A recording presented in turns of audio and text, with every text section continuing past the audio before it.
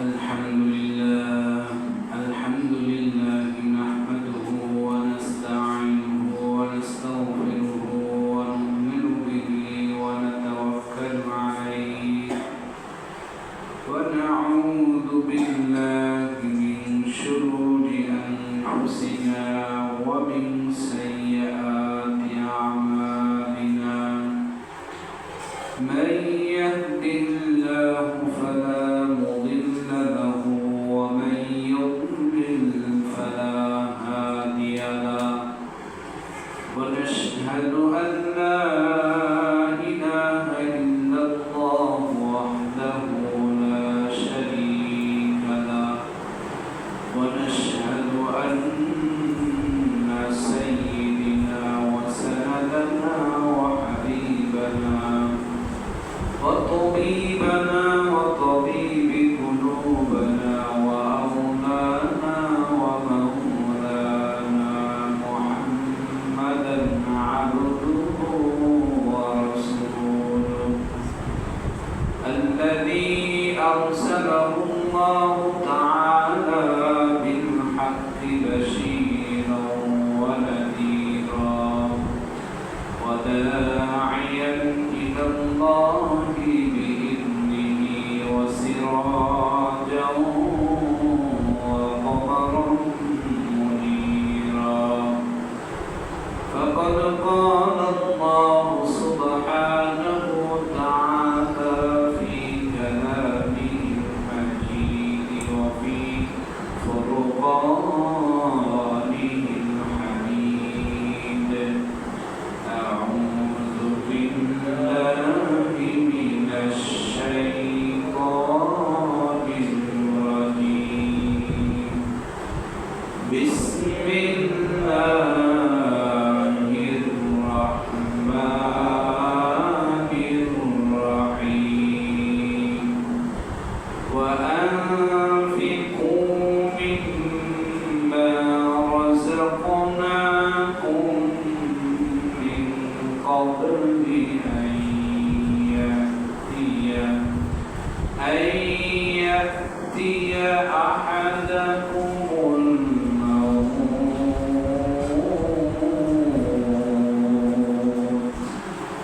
فيقول رب لولا أخرتني إلى أجل قريب فأصدق وأكن من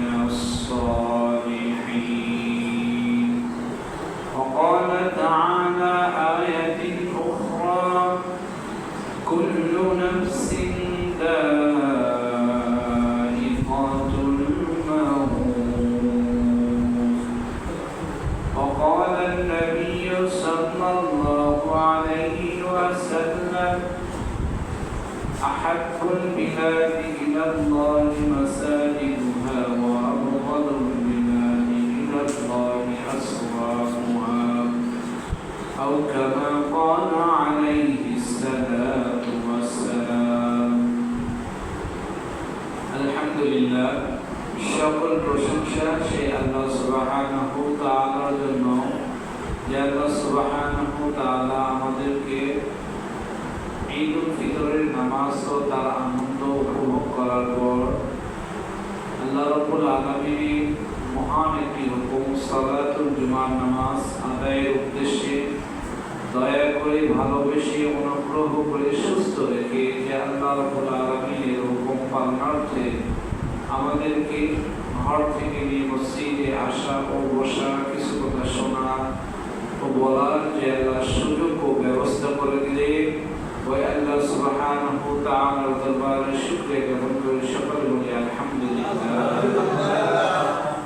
আর ওই মহামানবের প্রতি লক্ষ্য করে দরুদ ও সালাম তিনি সাইয়্যিদুল মুরসালিন খাতামুন নবিয়্যিন আহমদ মুস্তাফা মুহাম্মদ মুস্তাফা সকলে বলি সাল্লাল্লাহু আলাইহি ওয়াসাল্লাম আল্লাহ সুবহানাহু ওয়া তাআলার মহাগ্রন্থ আল কোরআনুল কারীম সূরা মুনাফিকের 10 নং আয়াতে কারীমা ও অন্য একটি আয়াতে কারীমা তেলাওয়াত করেছি। রাসূল সাল্লাল্লাহু আলাইহি সাল্লামের অসংখ্য অগণিত হাদিসের মধ্য হইতে প্রসিদ্ধ একটি হাদিস আপনাদের সম্মুখে পাঠ করিয়েছি।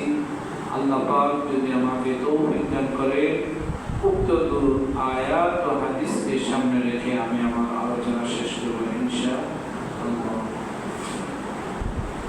দেখেন আল্লাহ সুবহানাহু ওয়া তাআলা বড় ভালোবাসা, বড় দয়া যে রব্বে কারীম আমাদেরকে মাহে রমাদান অতিবাহিত হওয়ার পর মাহে রমাদানের শেষ পরের মাস যেটা, সেই মাসের প্রথম জুমায় আমাদেরকে আল্লাহ রাব্বুল আলামিন পদার্পণ করিয়েছেন। এই জুমার বলা হয়েছে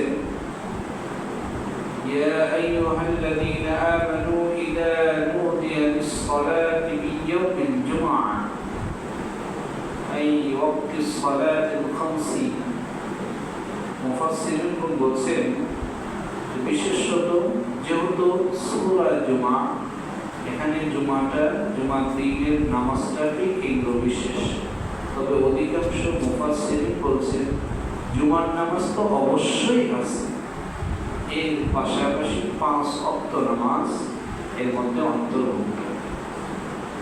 এখন যেমন আমি জুমার নামাজ আদায়ের উদ্দেশ্যে আমরা মসজিদে সপ্তাহে একদিন হাজিরা দেওয়ার চেষ্টা করি, আসার চেষ্টা করি, আগে আসার চেষ্টা করি। আল্লাহ বলে ফাসআউ ইলা যিকরিল্লাহ, ফাসআউ ইলা যিকরিল্লাহ আই যুহরিল ওয়াক্তি আই আসরিল ওয়াক্তি লিকুল্লি ওয়াক্ত। আল্লাহ সুবহানাহু ওয়া তাআলা বলে যে যোহরের সময় তুমি আসলে আসরের সময়ও আবার আসরের সময় তুমি হাজিরা দিবে, আবার মাগরিবের সময় তোমাকে হাজিরা দিতে হবে, আবার মাগরিবের পর ইশারের নামাজের আযান যখন হয়ে যাবে এই সময়টুকু আমাকে তোমার দিতে হবে। আল্লাহ তাআলার পক্ষ থেকে এটা বান্দার প্রতি প্রাপ্তবয়স্ক নর নারী মুমিন মুসলমান যারা, এদের উপর আল্লাহ পাকের পক্ষ থেকে এই সকল বিধান ফরজ বিধান। যদি কোনো ব্যক্তি যথাসাধ্য যথা সময়ে ফরজের গুরুত্ব, সুন্নতের সম্মান, ওয়াজিবাতের মহব্বত ভালোবাসা যা সিনায় ও অন্তরে লালিত থাকবে, আল্লাহর হাবিব সাল্লাল্লাহু আলাইহি সাল্লামের ভাষা অনুযায়ী আল্লাহর হাবিব বলেন যে ব্যক্তি আমাকে ভালোবাসলো সে ব্যক্তি কালকে আমাদের ময়দানে তার ব্যাপারে আমার জন্য সুপারিশ করা ওয়াজিব হয়ে যায়। বলুন না সুবহানাল্লাহ। যদি জনাবে মুহাম্মদ রাসূলুল্লাহ সাল্লাল্লাহু আলাইহি সাল্লাম আমাদের ব্যাপারে সুপারিশ করে, আর কোনো কিছু আমাদের প্রয়োজন হয় যেখানে স্বয়ং রব্বে কারীমের হাবিব আমাদের ব্যাপারে সুপারিশ করে, যদি কোনো উম্মতের প্রতি খুশি হয়ে, তার আমলের প্রতি খুশি হয়ে, তার কাজের প্রতি খুশি হয়ে আমার আপনার দয়ার নবী মায়ের নবী সুপারিশ করে আর আল্লাহ রাব্বুল আলামিন ফেরত দেবেন এমন নয়। হাশরের ময়দানে সমস্ত আম্বিয়া আলাইহিস সালাম ব্যস্ততা থাকবে, ইয়া নাফসি বলতে থাকবে। এমন অবস্থায় প্রত্যেক নবীর কাছেই তারা ব্যস্ত থাকবে, বলবে একজনের যদি নেক আমল সব হয়ে যায়, কম পড়ে যায়, একজন নবী আরেকজন নবীর কাছে দৌড়াদৌড়ি করবে। তখন প্রত্যেক নবী একই উত্তর দেবে, না আমার দ্বারা আমাকে যে দায়িত্ব দেওয়া হয়েছিল ওই দায়িত্ব আমি পরিপূর্ণভাবে আদায় করতে পারি নাই, বা ওই দায়িত্বের মাঝে আমার গাফলাতি ছিল, আমি যেহেতু পরিপূর্ণ আদায় করতে পারি নাই, আমি আজকে হিসাবে কাঠগড়ায় দাঁড়াবো, আমি কি তোমাকে উত্তর দিব? এইভাবে এখান থেকে সবাই সমস্ত আম্বিয়া আলাইহিস সালাম ব্যস্ততায় থাকবে। শেষ দয়ার নবী ফয়সালা আসবে, একজনই সুপারিশ করতে পারেন, কে? আমার আপনার দয়ার নবী জনাবে মুহাম্মদ রাসূলুল্লাহ সাল্লাল্লাহু আলাইহি ওয়াসাল্লাম। সেই নবীর ভালোবাসা মহব্বত নিজেদের অন্তরের মাঝে অবশ্যই থাকতে হবে। শুধু ভালোবাসা দিয়ে মনের মাঝে থাকলে হবে না, এটাকে প্র্যাকটিক্যালি দেখাইতে হবে। পরীক্ষামূলক খাতায় লিখে, যেমন পরীক্ষক একজন শিক্ষার্থী পরীক্ষক যখন হয় তখন শুধু পড়ে গেল, খাতায় যেগুলো প্রশ্নপত্র তাকে দেওয়া হয়েছে ওই প্রশ্নপত্র অনুযায়ী খাতায় যদি লিপিবদ্ধ না করে, অ্যান্সার যদি না লেখে, তাহলে ওই ছাত্রটা মানানসই নয় বা ওই ছাত্রটা ছাত্র হওয়ার উপযুক্ত নয়। অনুরূপভাবে আমাদেরকে জনাবে মুহাম্মদ সাল্লাল্লাহু আলাইহি সাল্লামের ভালোবাসা তো অন্তরে থাকবেই, তার রেখে যাওয়া আদর্শগুলো আমাদের জীবনে বাস্তবায়ন করতে হবে। সম্মানিত উপস্থিতি, আজকের আলোচনার আলোচ্য বিষয় মরণ, মৃত্যু, মৌত কোন সময়, কখন, কি অবস্থায় আমার আপনার কাছে আসবে আমরা কেউ জানি? কেউ জানি? বলেন, কেউ জানি না। আমাদের পূর্বে যারা ছিল তারা কি জেনেছে? তারাও জানে না। আগামীতে যারা আসবে তারাও জানবে না। সেই উপলক্ষে সূরা মুনাফিকের 10 নং আয়াতে কারিমা আমি তেলাওয়াত করেছি। আল্লাহ তাআলা এখানে বলে, وَأَنفِقُوا مِمَّا رَزَقْنَاكُم مِّن قَبْلِ أَن يَأْتِيَ أَحَدَكُمُ الْمَوْتُ فَيَقُولَ رَبِّ لَوْلَا أَخَّرْتَنِي إِلَىٰ أَجَلٍ قَرِيبٍ فَأَصَّدَّقَ وَأَكُن مِّنَ الصَّالِحِينَ। আল্লাহ তাআলা আমাদেরকে পরিষ্কার ঘোষণা করে দিলেন, ওয়ানফিকু, তোমরা খরচ করো, মিম্মা রাযাকনাকুম, আমি তোমাদেরকে যে সমস্ত রিজিক দিয়েছি, যে সকল বারাকা আমি তোমাদেরকে ধনাঢ্য হিসেবে নিজে সমাজে, আত্মসমাজে নিজেকে গর্বিত মনে করো, আমার অর্থ সম্পদ আশ্চর্য অনেক, এই যে মনে করতেছে এগুলো আমি দান করিয়েছি, সুতরাং মিম্মা রাযাকনাকুম, তা থেকে তোমরা খরচ করো, মিন ক্বাবলি আন ইয়াতিয়া আহাদাকুমুল মাউত, কখন? মিন ক্বাবলি, পূর্বে, আগে, আন ইয়াতিয়া, যখন আসবে, আহাদাকুমুল মাউত, তোমাদের কারো কাছে মৃত্যু নামক এক বস্তু। তাহলে সারাংশ কথা এটাই বোঝা গেল, মৃত্যু আসার পূর্বে আমার গচ্ছিত যে সকল সম্পদ, সেই সকল সম্পদের মাঝে যদি গরিবের হক থাকে পরিপূর্ণ বিদায় দিতে হবে। এটা কার নির্দেশ? আল্লাহ সুবহানাহু ওয়া তাআলার নির্দেশ। আমার গচ্ছিত সম্পদ গছিয়ে রাখবো, অর্থ সম্পদ বৃদ্ধি করব, এটা আল্লাহ রাব্বুল আলামিন বরদাস্ত করবেন না, তার মাঝে বারাকা দিবেন না, বরঞ্চ ক্ষতিটা বেশি হবে। সুতরাং আমাদের যাদের স্বাবলম্বী আছে, আমরা সর্ব অবস্থায় গরিবের হক হলো বুঝে দেওয়ার চেষ্টা করবো ইনশাআল্লাহ। আল্লাহ তাআলা বলেন যে মৃত্যু আসার পূর্বে আমার যে সকল সম্পদ আদি আমি তোমাদেরকে দিয়েছি, ওই সকল সম্পদ আদি থেকে মৃত্যু আসার পূর্বে তুমি তা আমার রাস্তায় ব্যয় করো। কেন? فَيَقُولَ رَبِّ لَوْلَا أَخَّرْتَنِي إِلَىٰ أَجَلٍ قَرِيبٍ فَأَصَّدَّقَ وَأَكُن مِّنَ الصَّالِحِينَ فَيَقُولَ رَبِّي, তাদের প্রভু নির্দেশ বলেন, আল্লাহ তাআলা বলেন, লাউলা, নয়, কখনোই নয়, আখারতানি, আমি দেরি করব না, ইলা আজালিন করিব, একটা নির্দিষ্ট নিকটতম একটা সময় রয়েছে, নিকটতম একটা সময় রয়েছে। মনে করে উদাহরণস্বরূপ আমরা যদি বুঝি তাহলেই বুঝে আসবে।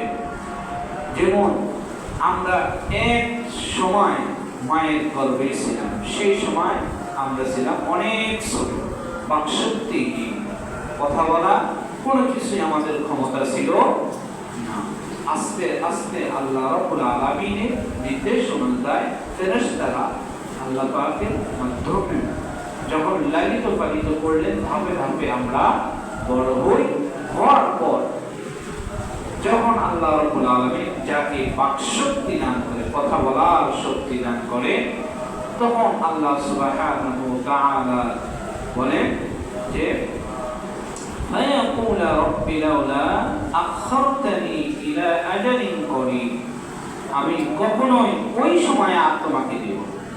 তুমি বাল্যকালে অনেক সময় পেয়েছো, যুবককালে ভালো কাজ করার অনেক সময় পেয়েছো, কিন্তু যুবক কালটা, যৌবন কালটা তুমি খারাপ কাজের মাঝে, পাপাচার কাজের মাঝে লিপ্ত করিয়েছো, মগ্ন করিয়েছো।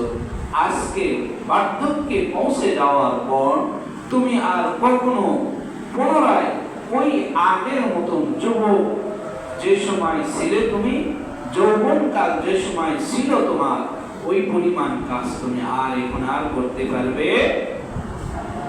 বলেন তো, আমরা যখন যারা যুবক ছিলাম ওই অবস্থায় আর এখনকার অবস্থা এক সমান হয়? বোঝা বহন বলেন, যে কোনো কাজ বলেন, যুবক অবস্থায় যেরকম একজন যুবক করতে পারে, বার্ধক্যে পৌঁছে যাওয়ার পর যখন আস্তে আস্তে শরীরের শক্তিগুলো ক্ষয় হতে লাগে, শক্তিগুলো দুর্বল হতে লাগে, তখন তার ওই আগের মতন আর শক্তি পায়। আল্লাহ তাআলা এটাই বলেন যে ফায়াকুল রাব্বি, তার প্রভু বলেন লাউলা আখারতানি ইলা আজালিন করিব, আমি নির্দিষ্ট সময় সীমা পর্যন্ত তাকে রক্ষিত করে দেব, ছেড়ে দেব, এর বাহিরে নয়। নির্দিষ্ট একটা সীমারেখা আছে কিনা বলেন? মনে করেন এই মসজিদের একটা নির্দিষ্ট জায়গা, ম্যাপ বা দলিল, আয়ত বলেন, দৈর্ঘ্য বলেন, প্রস্থ বলেন, যেটাই বলি না কেন, এই মসজিদের দৈর্ঘ্যটা একটা নির্দিষ্ট সীমার মধ্যে আছে।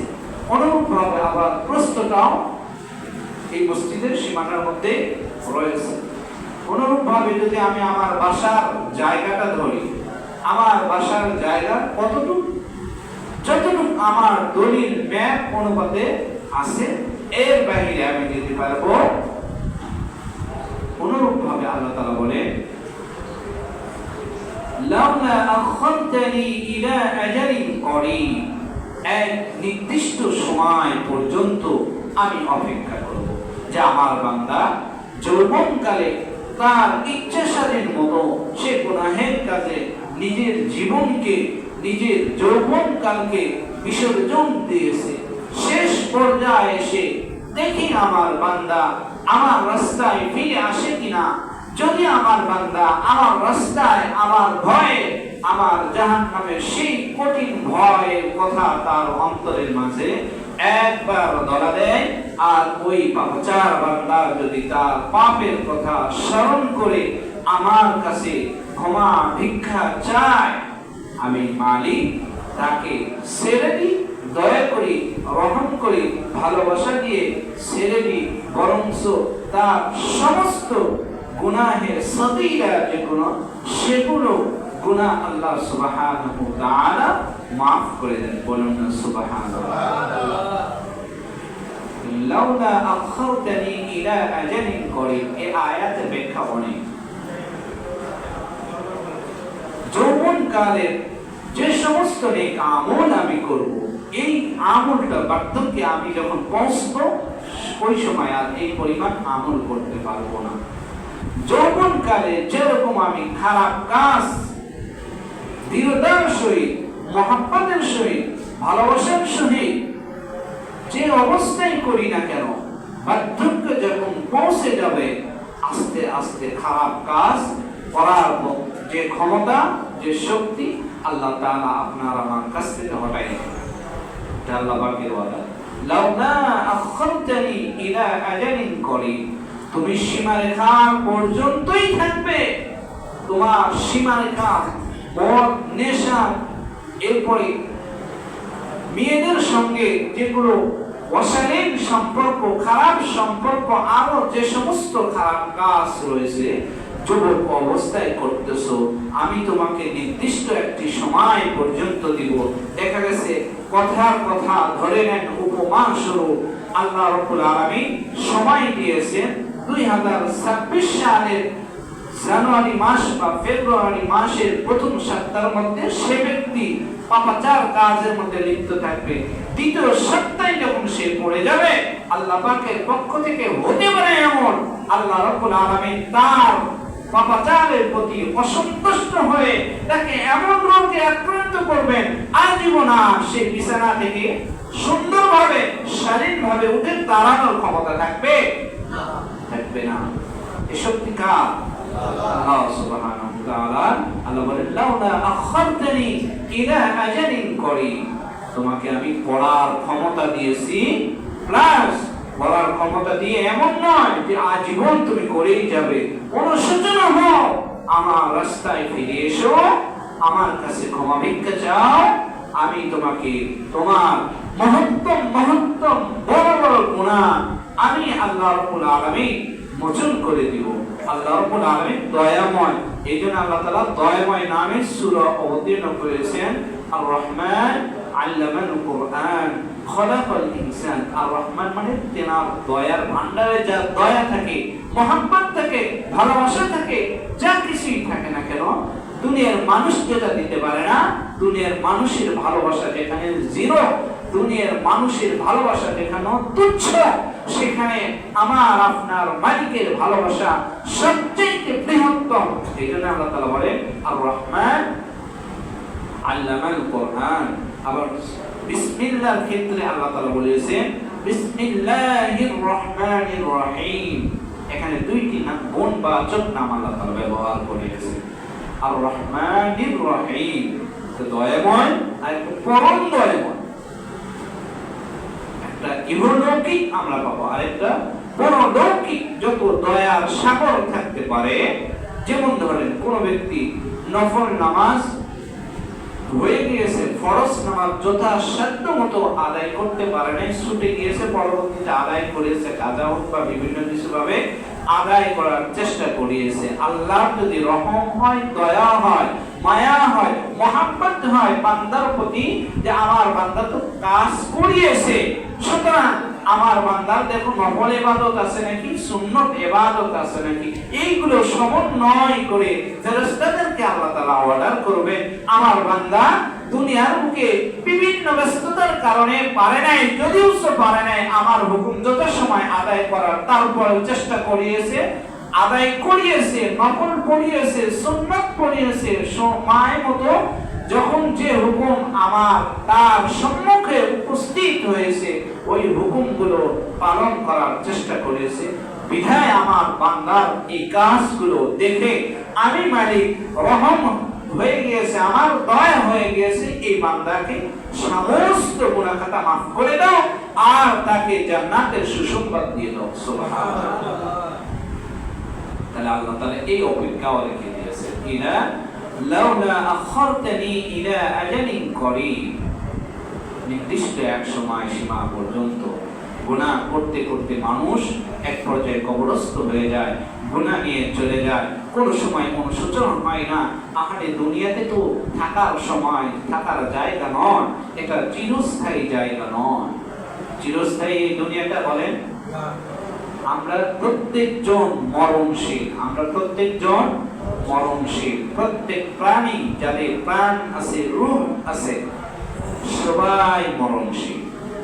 কেউ মরণ থেকে পালন করতে পারবে। আল্লাহ তাআলা বলেন কুল্লু নাফসিন যায়িকাতুল মাউত সুম্মা ইলাইনা তুরজাউন।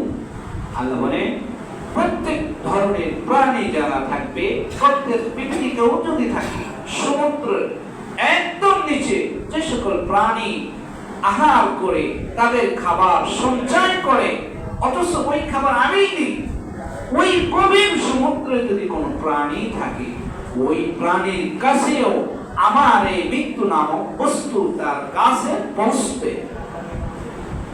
তো আমরা সবাই মৃত্যুর কথা স্মরণ করি, তো স্মরণ করি। যদি স্মরণ করি, মৃত্যুর কথা যদি স্মরণ করি, তাহলে গুনাহের কাজ আমরা করতে পারবো? যে ব্যক্তি মৃত্যুর কথা বেশি বেশি স্মরণ করবে, সে ব্যক্তি কখনো কি গুনাহের কাজ করতে পারবে? সবাই বলেন, করতে পারবে? ছোট্ট একটা উদাহরণ নয়, দৃষ্টান্ত, বাস্তব দেখেন। আপনারা সবাই জানেন যেটা আল্লাহ তাআলা এখানে বলছেন, লাউলা আখারতানি ইলা আজালিন করিব, আমি নির্দিষ্ট সময় পর্যন্ত ধরে রাখি। এই যে পাটুলিয়ার ঘাট এর খবর আমরা সবাই জানি, তো জানি। এরপর রোড, বিভিন্ন জায়গায় রোড অ্যাক্সিডেন্ট হয়ে মারা যাচ্ছে। সবেমাত্র বাবার সঙ্গে ছেলের কথোপকথন হয়েছে, সবেমাত্র স্বামীর সঙ্গে তার স্ত্রীর কথোপকথন হয়েছে, সবেমাত্র তার স্ত্রীর সঙ্গে তার স্বামীর কথোপকথন হয়েছে, সবেমাত্র তার বাবার সঙ্গে তার মায়ের কথোপকথন হয়েছে, সবেমাত্র তার বাবার সঙ্গে তার ছেলের কথোপকথন হয়েছে। এরকম প্রত্যেকটা আত্মীয়র সঙ্গে তারা জড়িত ছিল। ওই অবস্থায়, জড়িত থাকা অবস্থায় তারা জানতো না যে আমার ছেলে, আমার নাতি, আমার মেয়ে, আমার ভাতিজি তারা আজকে এই বাস পানির ভিতর ডুবে চলে যাবে আর তারা মারা যাবে। এটা কি তারা কল্পনা করতে পারিয়েছিল? বলেন, এটা কল্পনার বাহিরে। আল্লাহ তাআলা বলেন, লাউলা আখারতানি ইলা আজালিন করিব ফাআসাদদাক ওয়া আকুম মিনাস সালিহিন। আল্লাহ আরো সত্যায়ন করে বলতেছেন, ফাআসাদদাক, আমি সেটাকে সত্যায়ন করতেছি যে অবশ্যই এটা সত্য। ওয়া আকুম মিনাস সালিহিন, যারা সৎকর্মশীল হবে, সৎ কাজ কর্ম করবে, তারা আমার এই সকল উদাহরণগুলো মনে প্রাণে বিশ্বাস করে নেবে। বলুন না সুবহানাল্লাহ। আল্লাহ তাআলা যে সকল উদাহরণ দিয়েছেন, এই সকল উদাহরণ কি মানুষের মনে জায়গা করে না করে না? বোঝেন নাই কথা? আল্লাহ তাআলা যে সকল উদাহরণ পেশ করিয়েছেন, যেমন এই যে মৃত্যুর কথা স্মরণ করার কথা বলিয়েছেন, গুনাহকে ছেড়ে দেওয়ার কথা বলিয়েছেন, গুনাহ থেকে দূরে থাকার কথা বলিয়েছেন, আরো সকল আল্লাহর হুকুম পালন করার কথা যেগুলো করতে বলিয়েছেন, এগুলো মানুষের মনে জায়গা করতে পারে না পারে না? মানুষের মনে জায়গা করতে পারে, মানুষকে অন্ধকার থেকে আলোর দিকে নিয়ে আসতে পারে। এটা 10 নম্বর আয়াতের প্রাসঙ্গিক অনুবাদ ও ব্যাখ্যামূলক কথা বললাম সূরা মুনাফিকের। আজকের আলোচনার আলোচ্য বিষয়, মানুষের মৃত্যু কখন, কোন অবস্থায়, কি অবস্থায় হবে আমরা কেউ জানি? দ্বিতীয় নাম্বার 11 নম্বর আয়াতে আল্লাহ তাআলা বলেন, ওয়ালা ইউআখিরুল্লাহু নাফসান ইযা জাআ আজালুহা আল্লাহু খাবীরুম বিমা তা'মালুন। আল্লাহ তাআলা বলেন, ওয়ালা ইউআখিরুল্লাহু, ওয়ালা কখনোই নয়, ইউআখির শব্দের অর্থ দেরি করা, হু মানে আল্লাহ, মানে আল্লাহ তাআলা, আল্লাহ তাআলা কখনোই দেরি করেন না। নাফসান, যখন কোন বান্দার কাজের ব্যাপারে ফয়সালা আল্লাহ পাকের পক্ষ থেকে হয়ে যায়, আল্লাহ তাআলার পক্ষ থেকে আল্লাহ যখন ফয়সালা করে দেয় কোন বান্দার কাজের প্রতি, এই কাজের মধ্যে আর কোন সময় দেরি হয় না। আল্লাহ সেটাই বলেন, ওয়ালা ইউআখিরুল্লাহু নাফসান, যখন আল্লাহ তাআলা কোন বান্দার কাজের ফয়সালার সিদ্ধান্ত পরিপূর্ণ হয়ে যায়, তখন সেই কাজের মাঝে আর কখনোই বিলম্ব হয় না। আমার আপনার প্রতিশ্রুতিটা বিলম্ব হয়, কিন্তু মালিকের দেওয়া যে সকল প্রতিশ্রুতি রয়েছে, কাজ রয়েছে, নিয়ামত রয়েছে, পুরস্কৃত করবে ওয়াদা দিয়েছেন, এই সকল প্রতিশ্রুতি পুরস্কার আল্লাহ তাআলা আমি আপনি যদি ওই কোয়ালিটি মনোভাবে হতে পারি তাহলে আল্লাহ রাব্বুল আলামিন বিন্দুমাত্র দেরি করবেন। ইদা জাআ আজালুহা, আল্লাহ তাআলা বলেন ইদা জাআ, যখন আসবে, আজালুহা, তার নির্দিষ্ট একটা সময় সীমা। একটা মানুষের প্রমোশন হতে একটু সময়ের প্রয়োজন হয়। দেখা গেছে যে অফিসে বা যে জায়গায় কাজ করে সেই জায়গায় ম্যানেজমেন্ট যারা থাকে তারা তার কাজ আচার আচরণ সব সাইড দেখে তারপরে তাকে কিছু বেনিফিট দেওয়ার, লভ্যাংশ দেওয়ার চেষ্টা বা ভাবনা চিন্তা তারা রাখে। অনুরূপ ভাবে আল্লাহ তাআলা বলেন ইদা জাআ আজালুহা, আমি তাদেরকে নির্দিষ্ট একটা সময় দিয়ে দিব, ওই সময়ের মধ্যে যদি তারা করতে পারে, নিতে পারে, কামাই করতে পারে তাহলে তাদের জন্য যথেষ্ট হয়ে যাবে। আল্লাহু খাবীরুম বিমা তা'মালুন, আল্লাহ বলেন আল্লাহু খাবীরুম, আল্লাহ সব কিছুই জানেন, দেখেন, বিমা তা'মালুন, যা কিছু আমি আপনি কাজকর্ম করতেছি, যে সকল কাজকর্ম আমি আপনি করে যাচ্ছি, এই সকল কাজকর্ম আমি আপনি না দেখলেও আমার মালিক